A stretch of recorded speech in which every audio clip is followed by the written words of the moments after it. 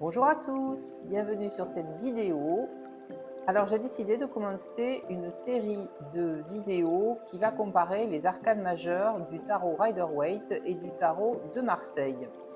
Pourquoi? Parce qu'on me pose souvent cette question en formation, mais quel tarot est le mieux? Est-ce qu'on l'interprète de la même façon si c'est un tarot de Marseille et si c'est un tarot Rider-Waite? Puisque je donne des formations au tarot de Marseille. J'initie les gens au tarot de Marseille. Mais c'est vrai que je suis plus ou moins obligée de parler du tarot Rider-Waite, puisque quand même, lorsqu'on va commencer à s'intéresser au tarot et qu'on va acheter son jeu de tarot, on va évidemment aller sur le tarot de Marseille, puisque je le recommande, mais on va aller aussi voir les autres tarots. Puis de toute façon, ils vont nous être présentés sur les différentes chaînes, sur les boutiques en ligne, etc. Donc on va se demander pourquoi ne pas acheter un tarot Rider-Waite. Alors bien sûr, la différence majeure entre le tarot de Marseille et le tarot Rider-Waite, c'est que le tarot de Marseille, qui est ici, évidemment, c'est le premier qui est apparu. Le tarot Rider-Waite est beaucoup plus récent. Il a été créé au début du XXe siècle par Arthur Waite et dessiné par Pamela Colman Smith. Alors que le tarot de Marseille, on ne sait pas trop, on ne sait pas trop d'où il vient.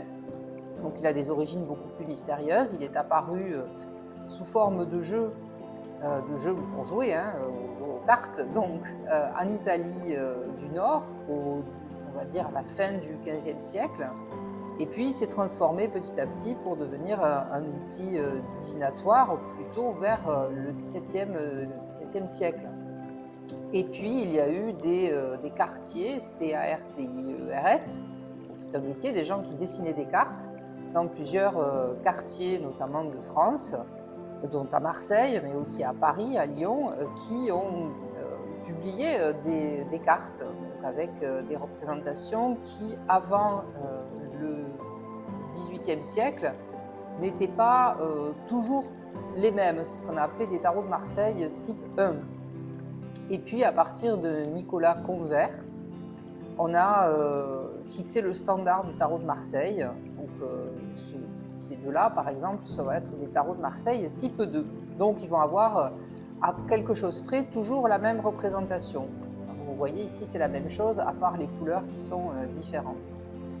En revanche, le tarot Rider-Waite, donc depuis sa création par Arthur Waite, il a subi d'innombrables transformations et puis tous les illustrateurs, tous les créateurs, tous les créatifs en général se sont emparés de la structure du tarot Rider-Waite et l'ont redessiné avec des thèmes qui les intéressaient. Donc vous pouvez avoir des tarots Rider-Waite sur tout et n'importe quoi.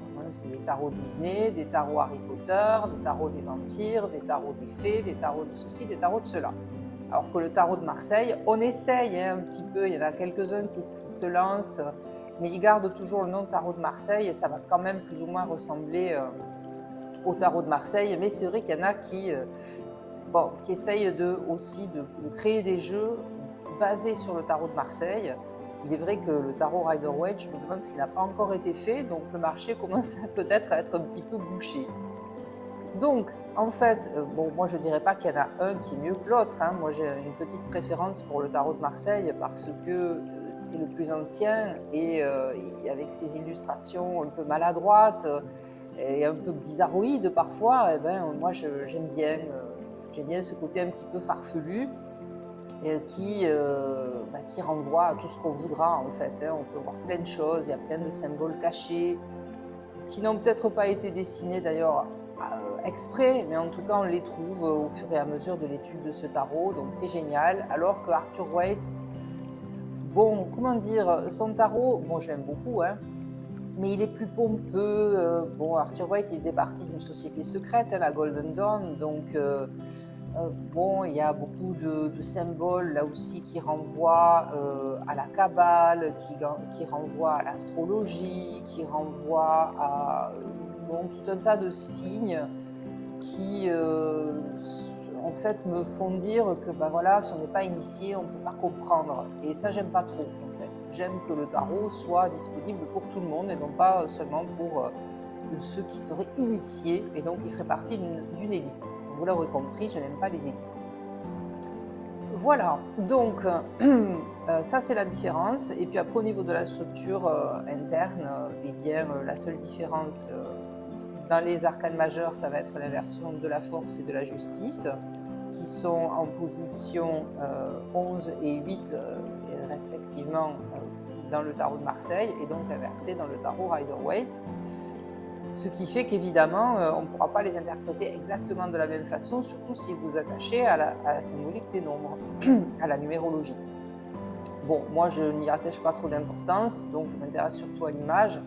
Donc c'est pas très embêtant, mais bon voilà, c'est ainsi.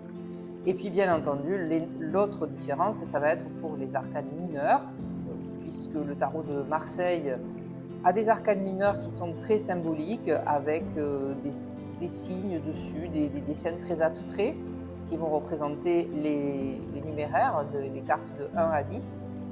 Ensuite, il y a des honneurs, des cartes de cour, valet, cavalier, dame, roi, qui eux sont des personnages, donc vous pouvez les utiliser. Le reste des arcanes mineurs, on va dire, c'est plus compliqué à interpréter. Moi, j'y arrive maintenant parce que déjà, je les ai étudiés et puis même les symboles abstraits peuvent me parler et puis je peux y voir des choses. Mais c'est vrai que quand on démarre un tarot, l'étude du tarot, les mineurs du tarot de Marseille, elles peuvent rebuter. Alors que sur le tarot Rider-Waite, eh bien, vous avez des scènes de vie qui sont représentées dans chaque arcane mineur numéraire, donc de 1 à 10, et puis bien sûr les figures de cour aussi. Donc ça donne évidemment une palette d'interprétation qui peut être beaucoup plus grande qu'avec le tarot de Marseille, croit-on, quand on débute. Mais ça peut également perdre complètement le débutant. D'ailleurs, vous voyez ici, c'est le tarot Rider-Waite original que j'avais acheté à mes débuts lorsque j'ai commencé à utiliser les cartes et à faire des consultations. Et en plus, le tarot Rider-Waite est souvent utilisé avec les cartes, le tarot de Marseille aussi, vous me direz, hein, mais bon, avec les cartes à l'envers. Donc imaginez, déjà il fallait apprendre le sens des 78 cartes, plus le sens des 78 cartes inversées, donc moi j'étais complètement paumée. Et donc j'avais écrit en fait les mots-clés sur la carte à l'envers, vous voyez là il y a marqué y aller, et forcément dans l'autre sens c'était ne pas y aller. Tellement il y avait du sens et j'étais complètement perdue. Alors que maintenant, à force évidemment, depuis 8 ans que j'utilise le tarot en consultation, c'est beaucoup plus facile pour moi. Je n'ai pas besoin d'aller chercher le sens dans un livre, sauf si c'est un tarot bien particulier. Et justement, les tarots Rider-Waite, parfois, ils sont dessinés de telle façon que ça ressemble absolument pas à cela. Donc, on est obligé d'aller voir dans le livret ce que l'auteur a bien voulu faire passer dans cette carte. Mais sinon, aujourd'hui, j'ai plus besoin de tout ça, d'autant plus que je ne tire pas les cartes à l'envers. Ça m'arrive très très rarement, je ne vois pas l'intérêt, puisque pour moi, chaque carte, de toute façon, a un côté lumineux, un côté sombre, et on n'a pas besoin de les retourner. Surtout que j'ai remarqué que certaines interprétations renversées, en fait, étaient pas forcément l'énergie qui n'arrivait pas à se développer. Donc ça encore, je le comprends mieux. Donc la carte est à l'envers, l'énergie n'arrive pas à s'exprimer. Mais c'était vraiment le sens complètement inverse qui en fait pouvait se retrouver, ce sens-là, sur une autre carte mineure. Donc je ne vois pas pourquoi on mettrait, en fait, quand on renverse la carte, un sens qui est déjà sur une autre carte. Donc ça, je trouvais ça pas bon. Donc bon, moi, je ne les utilise pas à l'envers et ça marche très bien. Alors, pour en revenir à la comparaison de ces deux tarots, donc on va commencer par le mat. Le mat qui sera donc ici en tarot de Marseille et le fou donc de l'autre côté en tarot Rider-Waite. Alors j'ai utilisé deux versions du tarot de Marseille. Ici c'est la version de Camoin et Jodorowsky et là c'est la célèbre version, celle qui est le plus vendue on va dire, qui est évidemment le tarot de Marseille de chez Grimaud. Alors, bon, ici déjà, il y a deux différences en fait entre les deux. C'est que vraiment le trait ici du tarot de Marseille de chez Grimaud est beaucoup plus grossier. Et les couleurs sont beaucoup moins variées que dans l'autre tarot. C'est surtout cette grossièreté du trait Après, voilà, hein, ça peut gêner ou pas. Moi, ça ne me gêne pas particulièrement. Je peux très bien utiliser le tarot Grimaud pour mes consultations. Et c'est vrai qu'après, ben voilà, vous voyez ici, on a diverses couleurs. On a du vert, là, il n'y en a pas du tout, par exemple. Je crois qu'il n'y a d'ailleurs pas de vert, c'est possible dans le tarot Grimaud. Donc c'est beaucoup plus coloré. Et puis, bon, voilà, hein, je vous montre par exemple les têtes. Vous voyez, c'est beaucoup plus grossier ici de ce côté. Il y a moins de détails. Même le chien ici, il y a beaucoup moins de détails. Regardez les oreilles ici, elles sont beaucoup moins bien dessinées ici. Et puis on voit pas trop ce qu'il fout, hein. Ce qui fiche le chien, il a vraiment le nez dans les fesses du mat. Ensuite, je vous ai pris, eh bien, comme je vous l'ai dit, la version vraiment originale du tarot Rider-Waite, tel qu'il a été dessiné à l'époque par Pamela Colman Smith, et puis une version Art Nouveau. Donc j'ai beaucoup utilisé ce tarot dans mes vidéos déjà, parce que d'abord il est fidèle à l'original, mais il a été redessiné bien sûr, et puis on a du doré ici qui est absolument magnifique sur la carte. Et globalement, ça va être à peu près la même chose. Alors, déjà, il y a une différence au niveau du cartouche, du nom de la carte. Ici, on a le mat. Alors, le mat, el matto, ça veut dire fou aussi en italien. Mais ici, bon, on ne l'a pas appelé le mat, hein, on l'a appelé, ben là, on l'a rien appelé du tout. Il n'a pas de nom sur celui-là. Mais sinon, c'est the fool. Alors, fool, c'est le fou, mais c'est surtout en anglais l'idiot. L'idiot, alors évidemment on pourrait dire l'idiot du village, celui qui ne réfléchit pas en fait. Alors évidemment le point commun entre ces personnages des différents tarots, c'est qu'ils sont en mouvement. Voilà, ici vous avez une dynamique assez marquée avec un personnage qui marche avec un bâton, hein, donc, et un baluchon. Donc qui avance vraiment sur son chemin, qui en plus est poussé par cet animal ici, et il a la tête dirigée, le regard dirigé vers le ciel, puisqu'il suit son objectif, et rien ne l'en fera dévier. Il se fiche un petit peu de ce qui se passe autour de lui. En fait, c'est quelqu'un qui a envie d'avancer et qui a des rêves et qui n'est pas du tout préoccupé non plus par les choses matérielles, comme vous pouvez le voir au niveau de ses vêtements. Il est un petit peu en guenille et puis il n'a pas grand-chose dans son baluchon probablement, puisqu'il n'est pas très grand, son baluchon. Et voilà, ce qui l'importe, c'est de suivre son étoile. Et voilà. Alors ici, on pourrait dire la même chose, hein. Il a un baluchon aussi, celui-ci. Et contrairement au mat du tarot de Marseille, il n'a pas de bâton. Il n'a que le bâton de son baluchon, comme le mat. Et dans l'autre main, il a une rose. Ici aussi, c'est la même chose. Il a une rose blanche. Alors la rose blanche qui signifie la pureté, hein, donc le fou du tarot Rider-Waite est sur cette idée d'un cœur pur. Quelqu'un qui est innocent, qui n'a encore pas connu grand-chose, puisque en fait le mat c'est ça, hein, c'est ce qu'on dit la page blanche. D'ailleurs ici on a du blanc aussi en arrière-plan. Il ne s'est pas encore passé grand-chose dans leur vie, et puis c'est une carte qui parle de l'acte de foi, c'est-à-dire on se lance sans réfléchir dans une nouvelle aventure. Mais alors vraiment la différence entre les deux personnages, c'est rigolo de voir ces quatre personnages comme ça, on dirait qu'ils vont se rejoindre, sauf qu'il y en a un, eh bien il est au bord en tout cas on dirait, hein, une falaise, et qu'il est pas loin de tomber parce qu'il ne regarde pas. Il n'en a strictement rien à cirer. Alors on dirait une espèce de poète voilà, qui est perdu dans ses pensées, qui est heureux de vivre, mais qui ne voit pas qu'il y a quand même du danger et qui risque de se casser la figure.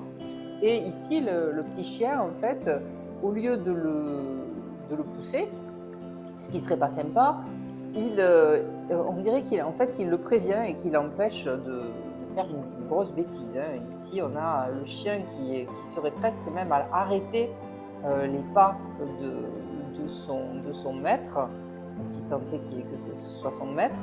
Vous voyez, ici, il a vraiment la patte sur la botte du personnage, comme pour lui dire « Oh, ça suffit, arrête-toi là maintenant ». Donc ici, d'un côté, on a un animal qui va être un petit peu la raison, hein, c'est-à-dire attention quand même, c'est bien d'avoir tous ces rêves, mais méfie-toi parce que tu peux te casser la figure, te faire très mal. Et ici, au contraire, on a un animal qui pousse, qui continue à pousser. Alors, bon, on ne sait pas trop ce qu'il lui fait, hein, il a l'air de lui déchirer le pantalon, on ne sait pas trop pourquoi. Mais en tout cas, on a vraiment l'impression qu'il pousse plutôt qu'il empêche d'avancer. Donc on a vraiment cet instinct, ici évidemment, tout ce qui est en dessous de la ceinture, on va parler d'instinct, de pulsion. Voilà, la pulsion vraiment d'avancer, poursuivre ses rêves. Et ici, c'est plutôt attention, suivre ses rêves, c'est cool, c'est sympa, mais on risque de se faire vraiment très mal. Et puis, bien sûr, l'autre différence, c'est que, bien sûr, le mat du tarot de Marseille n'a pas de numéro. Hein, donc vous avez une carte qui n'a pas de numéro, c'est celle-ci. En fait, le mat, il se balade au milieu de tous les autres arcades majeures parce qu'il suit sa route et puis qu'au fur et à mesure qu'il avance, il va passer en fait par tous les personnages. Il va prendre la peau de tous les personnages pour se transformer et à chaque fois rajouter quelque chose dans son petit baluchon pour laisser autre chose d'ailleurs. Alors qu'ici, eh bien, on lui a collé un 0. Hein. Donc 0, en principe, dans une suite numéraire, on le mettrait avant le 1. Donc arbitrairement, Arthur Waite a décidé que le mat, ce serait la première carte des 22 arcades majeures. Alors qu'ici, vous pouvez la placer n'importe où. Vous pouvez la placer en effet avant le battleur ou tout à fait à la fin, une fois que notre voyage est terminé avec le monde, eh bien on repart. Ici, voilà, on est plus orienté vers un personnage qui démarrerait l'aventure, mais qui ne la finirait pas. C'est-à-dire qu'avec le monde, on se passe qu'après on s'arrête finalement. Okay, donc ça, évidemment, c'est pour les principales différences au niveau du personnage. Et puis après, bien sûr, vous avez les vêtements qui sont différents. Ici, on a vraiment la coiffe du mat qui ressemble avec ses grelots au vrai fou du roi, hein, tel qu'on l'avait dessiné ou qu'on le voyait sur certaines représentations. C'était l'amuseur de la cour, alors qu'ici, pas du tout. Il est plus richement habillé, hein, il a vraiment des vêtements qui sont assez riches. Donc, et puis dans son baluchon, alors il est peut-être juste allé faire un pique-nique, vous voyez, c'est pour ça qu'il me fait plus penser à un poète, voilà, qui aurait eu besoin d'inspiration. Tiens, je vais aller faire une petite promenade aujourd'hui dans la campagne pour voir ce qui se passe. Ou dans la montagne, je pars 2-3 jours tranquille, tout seul, mais je vais peut-être revenir ensuite à la maison. Donc on n'a pas autant peut-être l'idée de voyage initiatique pour moi, hein, dans le tarot Rider-Waite que dans le tarot de Marseille. Voilà pour cette première arcane, le mat, et puis nous allons donner rendez-vous pour le battleur.